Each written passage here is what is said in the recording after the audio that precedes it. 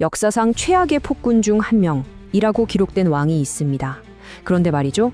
만약 그의 진짜 모습이 우리가 알던 것과 완전히 달랐다면 어떨까요? 오늘 이 시간에는 폭군이라는 그 오명 속에 가려져 있던 한 영웅적인 왕, 바로 광해군의 이야기를 아주 깊숙이 파고들어 보겠습니다. 가끔 그런 거 있잖아요. 우리가 당연하게 원래 그런 거지 하고 믿었던 역사가 사실은 전부가 아닐 때요. 공식적인 기록 뒤에 숨겨진 이야기, 시간이 한참 흐른 뒤에야 비로소 제 모습을 드러내는 진실. 네, 광해군의 이야기가 바로 그렇습니다. 보세요. 광해군을 둘러싼 평가는 이렇게 극명하게 갈립니다. 한쪽에서는 폐위된 폭군, 배신자라고 말하는데 다른 한쪽에서는 시대를 앞서간 비전을 가졌고 현실주의 외교의 대가였다고 다시 평가하고 있죠. 아니, 어떻게 한 사람을 두고 이렇게까지 다른 평가가 공존할 수 있는 걸까요? 자, 그럼 첫 번째로 역사가 왜 그리고 어떻게 이렇게 오랫동안 광해군을 오해했는지 그 미스터리부터 한번 파헤쳐 보겠습니다. 광해군을 제대로 알려면요, 왕이 되기 전 그가 어떤 사람이었는지를 먼저 봐야 해요.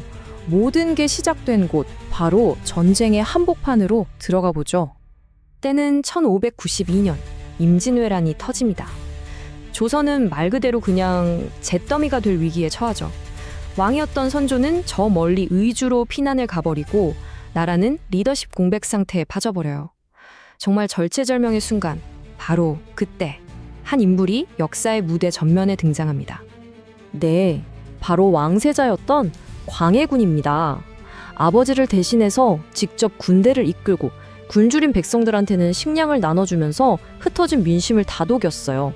그러니까 나라의 운명이 진짜 바람 앞에 촛불 같았을 때 실질적으로 조선을 구한 건 다른 누구도 아닌 바로 이 왕세자 광해군이었습니다. 자, 이제 전쟁이 끝난 후의 이야기로 넘어가 볼게요.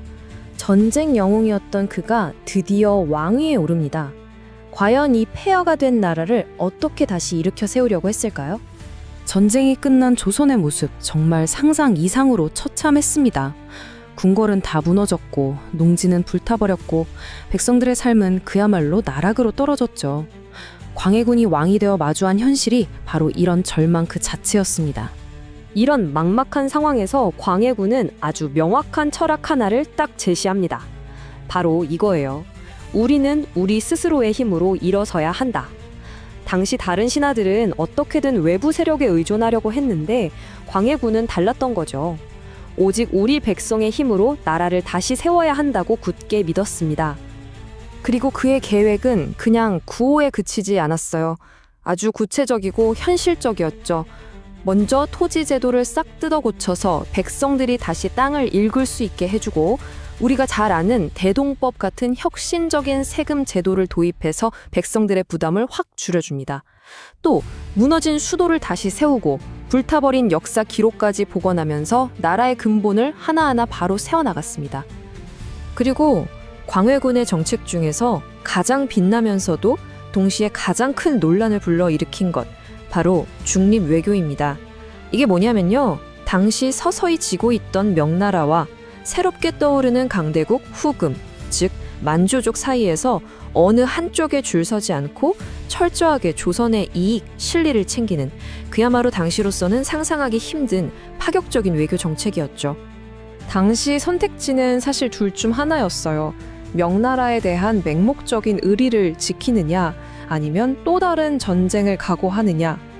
광해군은 이념보다는 현실 그리고 백성의 평화를 택했습니다.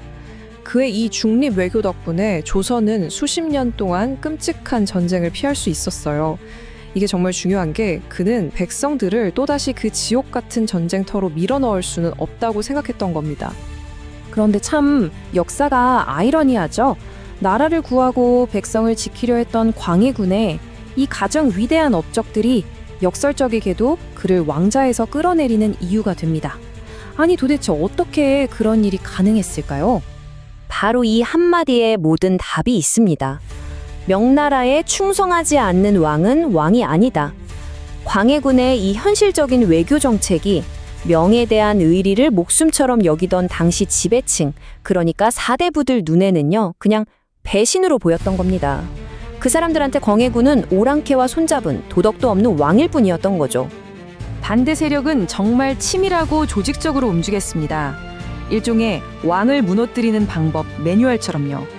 첫째, 여론을 조작합니다. 왕이 궁궐 짓는데 돈을 펑펑 쓴다더라.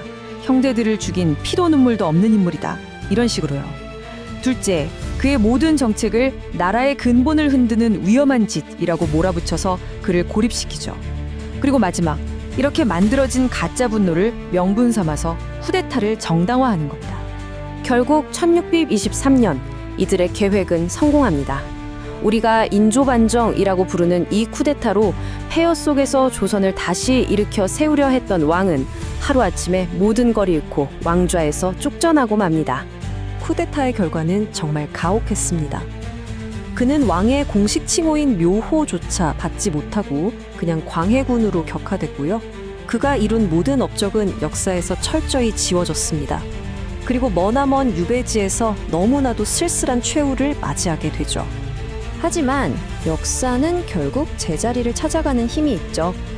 자, 이제 마지막으로 그 기나긴 오해의 시간을 지나 광해군이 오늘날 어떻게 다시 평가받고 있는지 한번 살펴보겠습니다. 200년, 무려 200년입니다. 광해군이 폭군이라는 누명을 쓴 채 승자의 기록 속에 갇혀 있어야 했던 시간이에요. 그를 몰아낸 사람들의 기록 속에서 그의 진짜 모습은 정말 철저하게 왜곡되고 말았습니다. 하지만 현대의 역사학자들이 당시 기록들을 다시 아주 꼼꼼하게 분석하면서 정말 놀라운 사실들이 밝혀지기 시작했어요. 과거의 그 비난들이 대부분 의도적으로 만들어진 프레임이었다는 거죠. 예를 들어 사치스럽다고 욕먹었던 궁궐 건축은 사실 전쟁으로 잿더미가 된 수도를 다시 일으키기 위한 필수 사업이었고요. 명나라에 대한 배신이라고 손가락질받던 그 외교 정책은 오히려 조선을 또 다른 전쟁에 참화해서 구해낸 정말 현명한 전략이었습니다. 그래서 오늘날 광해군은 이렇게 다시 평가받고 있습니다. 시대를 너무 앞서갔던 군주, 오해받았던 정치 천재, 그리고 무엇보다 이념이나 명분 같은 것보다 자기 백성의 안위를 가장 먼저 생각했던 진짜 리더였다고요. 마지막으로 여러분께 이 질문을 한번 던져보고 싶습니다. 만약에 광해군이 쿠데타로 쫓겨나지 않고 그의 비전을 계속 펼칠 수 있었다면 과연 조선의 역사는, 그리고 어쩌면 오늘 우리가 사는 이 모습은 어떻게 달라졌을까요? 참 역사의 이런 아이러니가 우리에게 정말 많은 생각할 거리를 남겨주는 것 같습니다.